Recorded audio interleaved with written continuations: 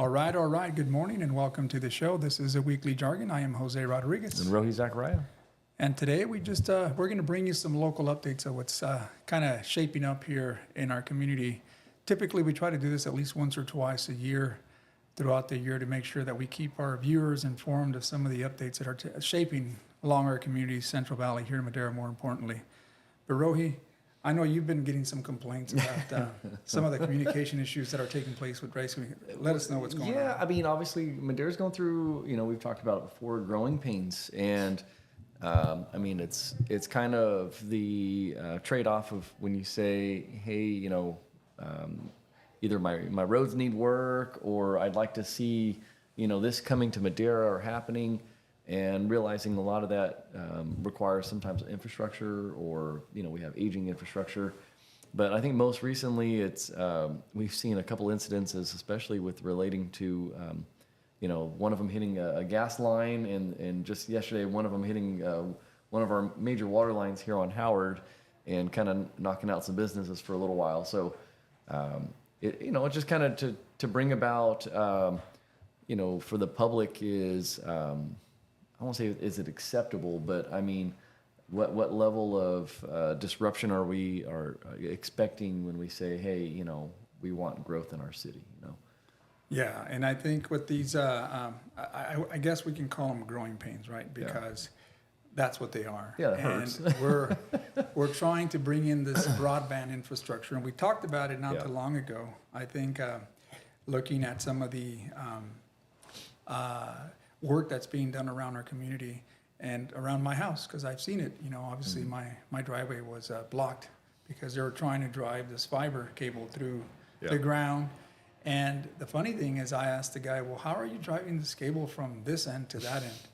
And the technology that they were using was sonar.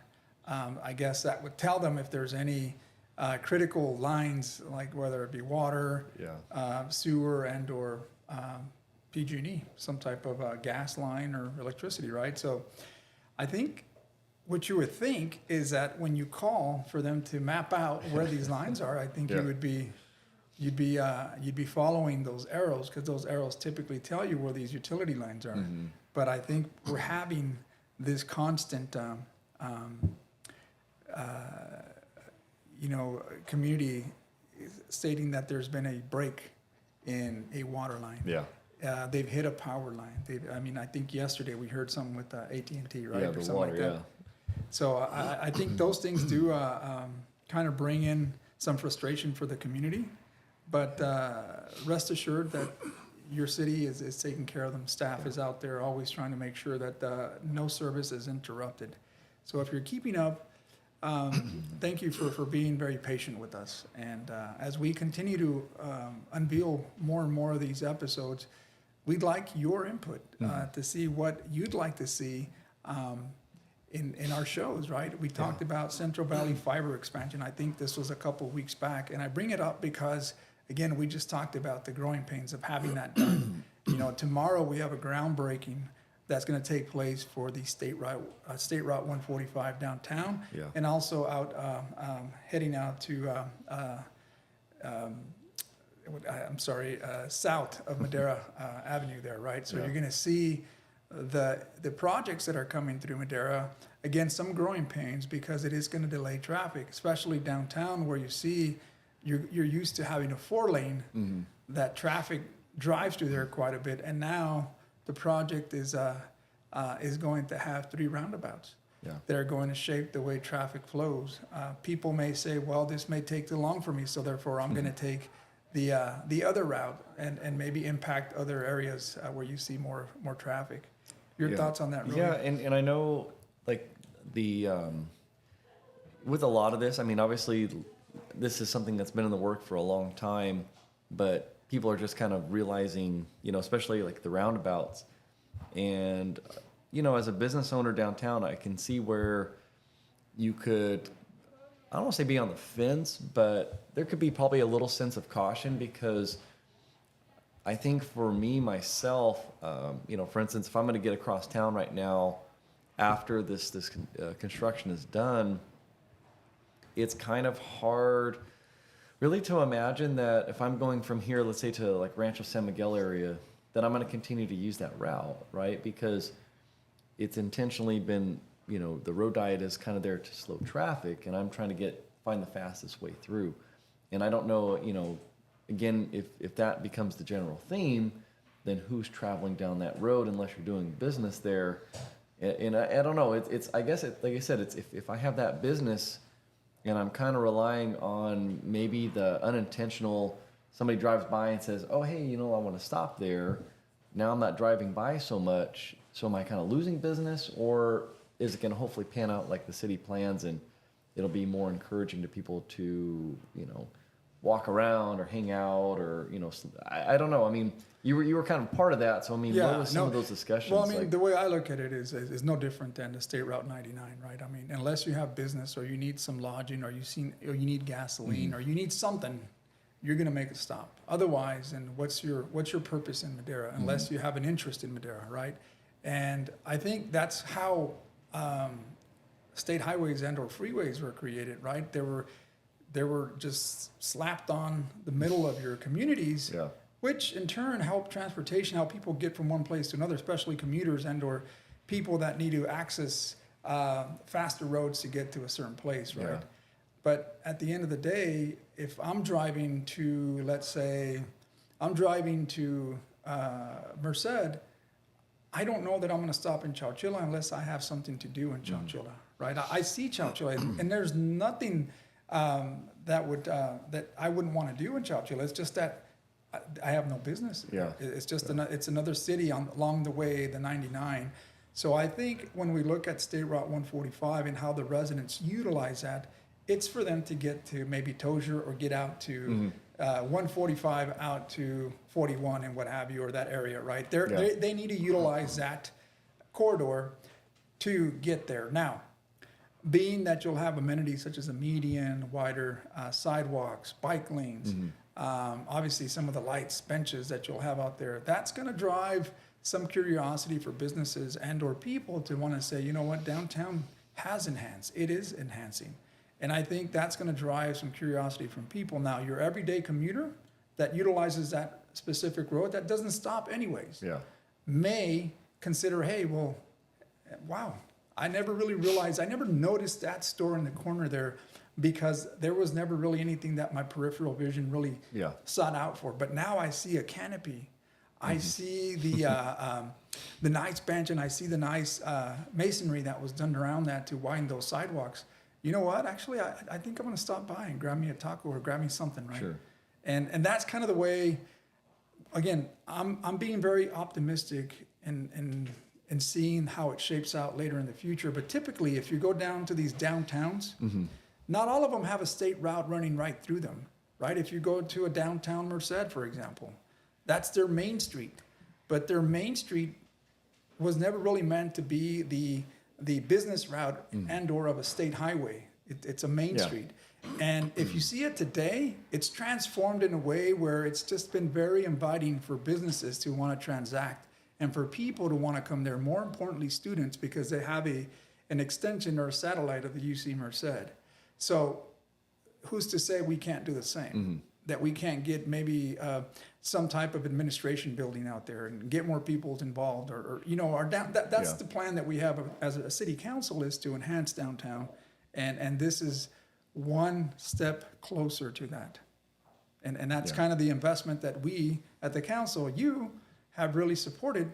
Now you may have a different opinion, but that's kind of the way I look at it, being part of the transportation commission, and again being involved in this project myself. Yeah, I mean, I think in the business perspective, I would agree that slowing down traffic, increasing parking, the bike lane attraction, all of these things in that couple block of roadway is definitely a benefit.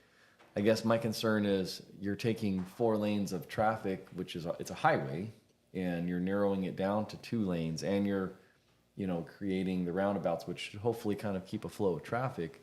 But like I'm saying is, if I don't have business anywhere between that area, and I have to get from this side of town to the north side of town now, I guess it's going to be in that balance of if traffic is using it still as a thoroughway, it's going to be busier because you're taking 4 down to 2, and you're creating kind of like an impedance with some of this, the roundabouts and stuff.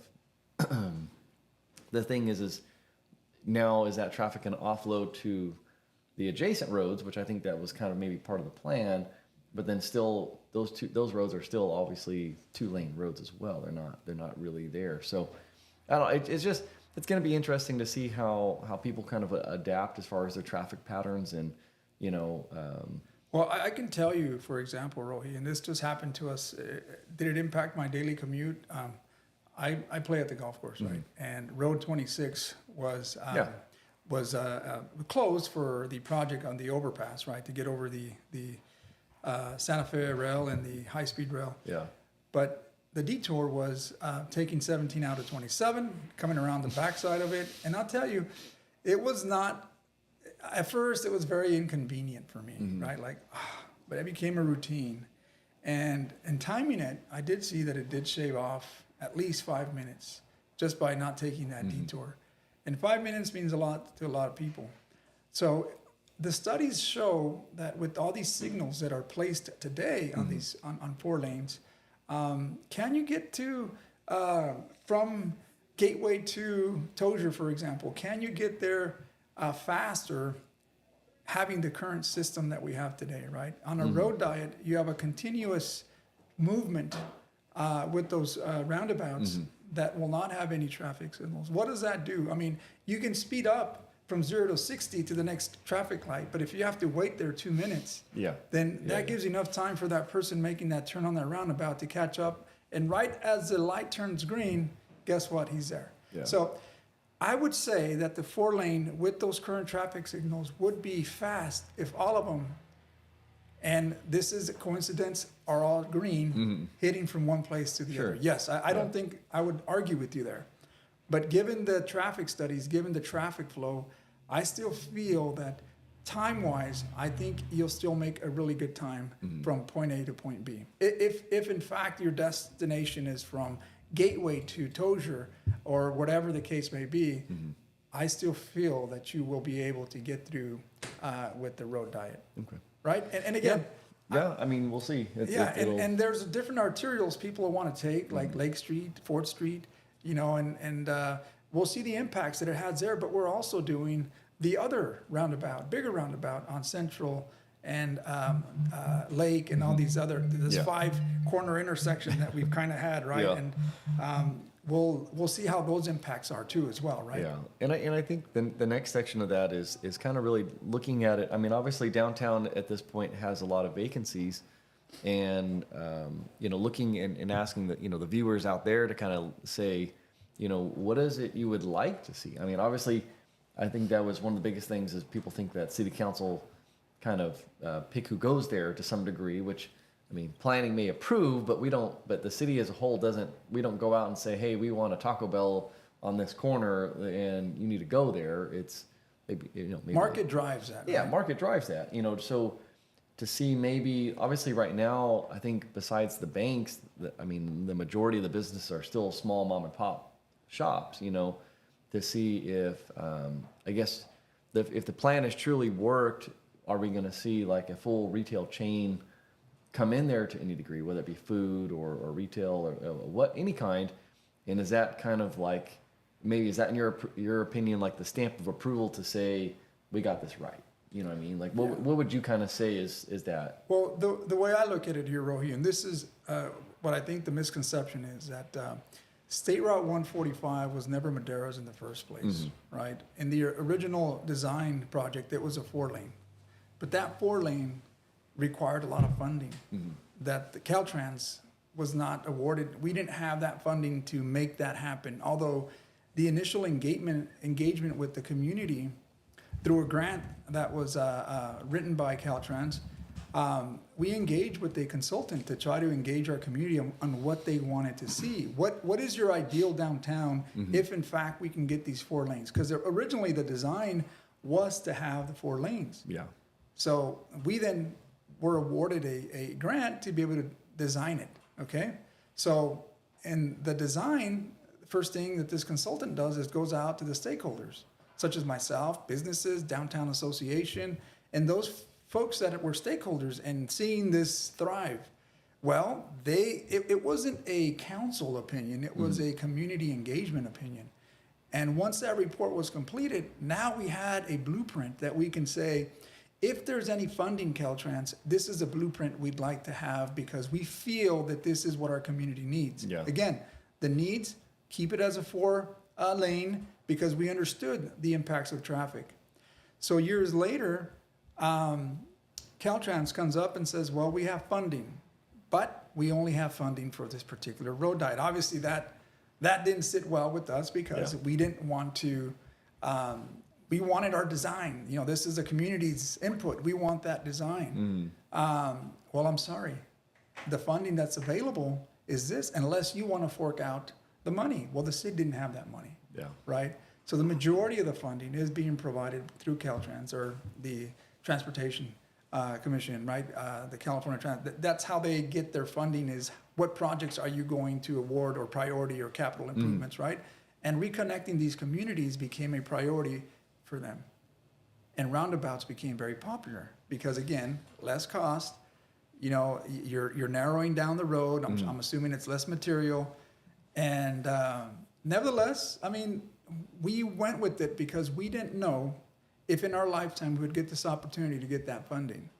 And although we couldn't cover all corners of all the original design, we made sure we integrated that design and made sure, hey, bring that design back here, remodify it to fit this road diet, and make sure you don't forget what the community wanted. Yeah.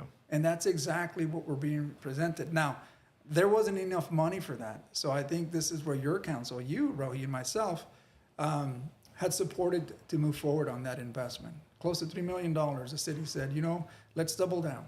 Let's go ahead and put that money, slap it on, because even though this is not our state highway, everything around it is, right? The sidewalks, the businesses. Let's enhance it, let's invest in it.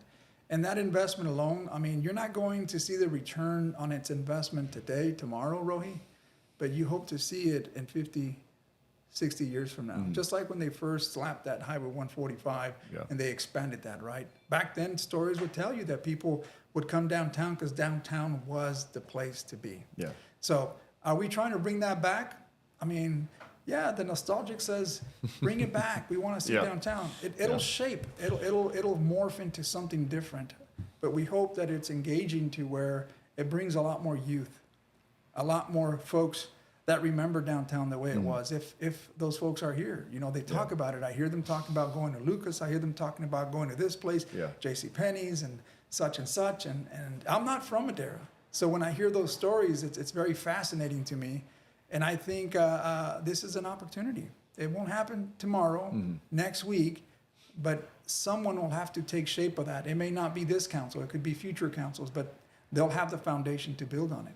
Yeah, and I think that's important is it's, you know, every city, I know every city as a whole is, they're all looking at ways to stop the bleed, and we've talked about that. It's, you know, at this point, it's understood that the majority of Madera is leaving to the surrounding area, with probably most likely Fresno, to spend their dollars.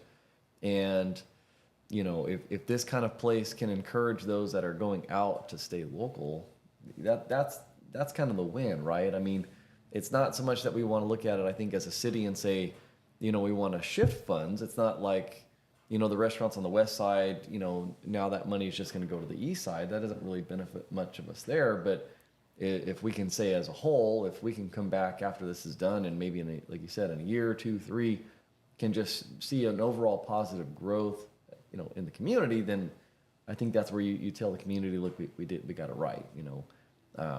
But a lot of that's out of our hands. I mean, you build it and they're going to come type mentality, right? I mean, we build the roads, we make it look nice, we do everything we can, but it's still the businesses themselves that have to, you know, provide the services that people want for them to go down there and spend the money. Yeah, so. and I'll give you a prime example. I mean, this goes with any planning, and you ask any planner how far they're out when they plan these villages, right?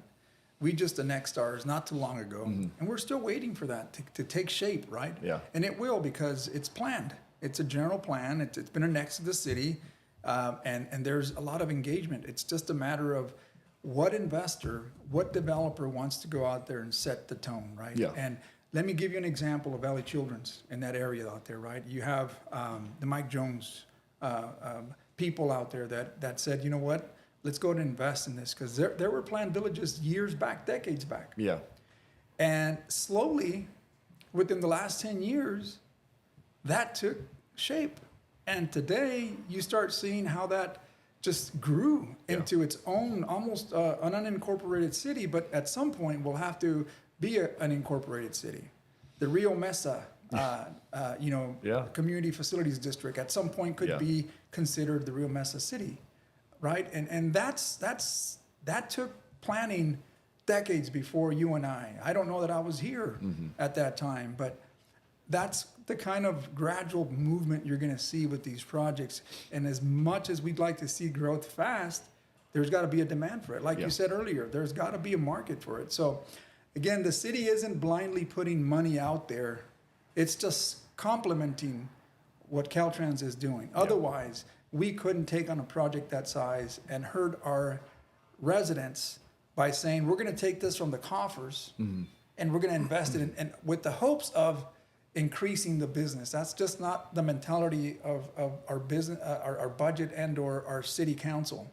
I think our deal is to make sure that we provide the services when investments make sense and we can complement something, then we're going to invest. And I think that's what the council did in this case, because I don't think we had $20 million to say, hey, let's go ahead and revamp this, especially on a state highway that's not the city's. Yeah. That's the other thing, is that we don't maintain it. That's maintained by Caltrans. We have some agreements, maintenance agreements, but at the end of the day, it's a Caltrans project.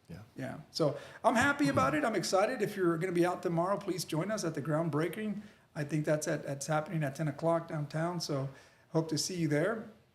That's some of the updates, but other developing updates that we're having come across. Any closures, any openings that you heard of? That's kind of the big ones. I mean, I know there's there's a lot of businesses kind of on the horizon. It seems like we're getting some more food truck stuff coming around, but I think again, Madera's posed to be in a position that you're going to start seeing a lot more bigger businesses coming. So hopefully that's going to be and coming. The other thing here, Rohi, was we didn't talk about this, but the 4th of July obviously took shape again.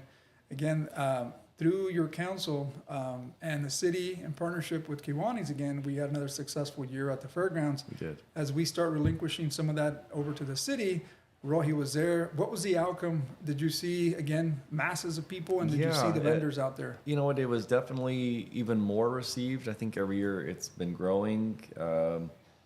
It seems like it was, again, very well received. Everyone had a good time, and as it continues, I mean, I can see definitely room for growth, and that's part of what the community wants. I mean, I think initially people were asking or expecting maybe like this giant party scene, and we would kind of let them know, like, no, this is just kind of like a community hangout. Just come be with your neighbor for a couple hours, and then see the fireworks, and that it definitely delivered on that. So. But if you recall, Rohi, you said a phrase earlier that it stuck to me, and it was, "If you build it, they will come." Mm-hmm. If you recall, the initial stages of how this came about was because the city was no longer having, or the budget that was not there to be able to provide a 4th of July event, because it's expensive, right? So it required you and I, through the Kiwanis, gathering some stakeholders and some sponsors to want to engage in bringing this back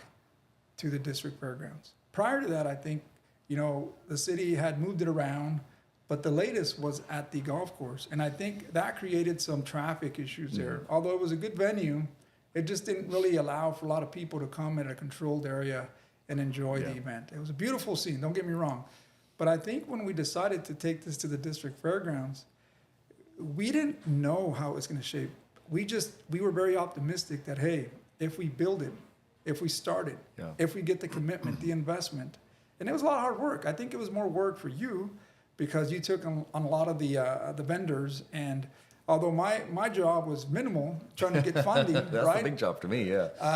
Yeah, but it wasn't the other. The bigger job is to make Yeah. sure you coordinate, you get everything done, and Yeah. obviously, thanks to you, your family, I think we were able to get this going, and I think that created this. You know what?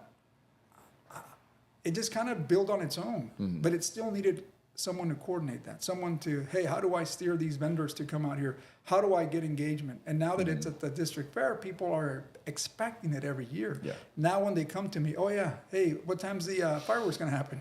Yeah. Right? Yeah. It's they expect it. Yeah. And since the city now has taken on it, then I'm sure it'll morph into something even more engaging with the community as we have with our Parks and Rec. Yeah. But never let go of that piece of community effort of our service clubs wanting to engage. This is how things are started. They're started by the community services. You have a downtown association, you have the arts council. They're going to be very instrumental in engaging into this project. So I think, you know, it's the people that want to see it. The city council, we're just the policy setters. We are the yes sir, no sir. We're the ones that say yes, rubber stamp, whatever Yeah. the case may be. But Yeah. we make things, we open up the path. They're the ones that fill it in, and they're the ones that engage and bring the markets to life. Yeah. You know, so I hope that that's what we get out of this. And with any other project that's going on in the city, whether it's this fiber deal, we're going to go through some growing pains. Yeah. And people are going to be disappointed. Why are you blocking my road? Why are you hitting these lines? Why is my power out? But essentially, I think it's to provide them better service for future broadband, right? Yeah, and it's, you know, in like any good business, you want competitiveness, and I can tell you, being somebody that's, you know, obviously been in the tech industry for a long time, when you don't have competitiveness, then that's why your bill goes up every year, you know. And I can already see it. I can see some of them already starting to hit us up to say, hey, re-sign up quick. And I'm going to wait to see what the new rates are and what the services are going to be, you know. And so I think as a whole, people will you know, see a benefit. And I've heard some of them say, you know, I don't need it. You know, what do I need that for? And that's okay. I mean, it's probably not for you, but as everything is digital now, as everything touches the internet, I mean, having a family of 5, and now everyone's got electronics and YouTubes and all that stuff. I mean, I can tell you, I mean, the last thing you want to feel now is that slowdown of, you know, you see in the commercials where it's like, oh, I need to go watch this thing or download this item, and all my internet's sucked up, you know. So, The lack of broadband, right? Yeah, The lack of yeah. bandwidth, right? Yeah, so, you know, it's something that it might not be for everybody, and not everybody will take advantage of it, but I think they'll appreciate it once it's there. So Yeah. And, you know, there's a lot of developing projects that are coming your way. And you know, we still have the 6 lane. Obviously, Rohi and I both sit on the Transportation Commission, but that'll be Yeah. coming soon. And we'll have a groundbreaking for that as well. And that's your 6 lane going from 12 to 7. This is the other piece of the puzzle, or Yeah. the pinch points that we have when we travel out to Fresno coming in from Madera.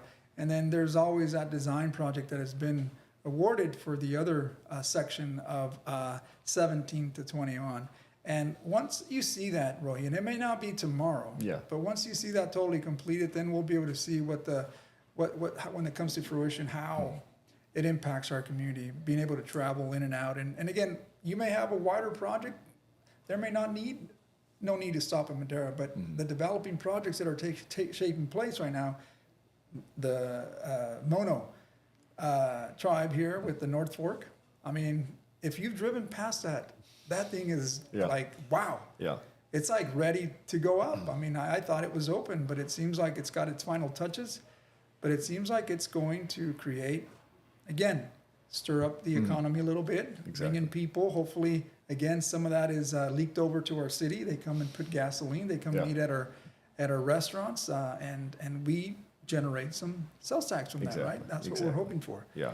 Not sure if there's any other updates. We're No, coming up that's it, into yeah. the 30 minutes, but today we just wanted to kind of give you some local updates. Thank you again for watching. We ask that you continue to subscribe, share, and give us your feedback on some of these topics that we can talk about that interest you. Thank you again for watching, and we'll see you soon.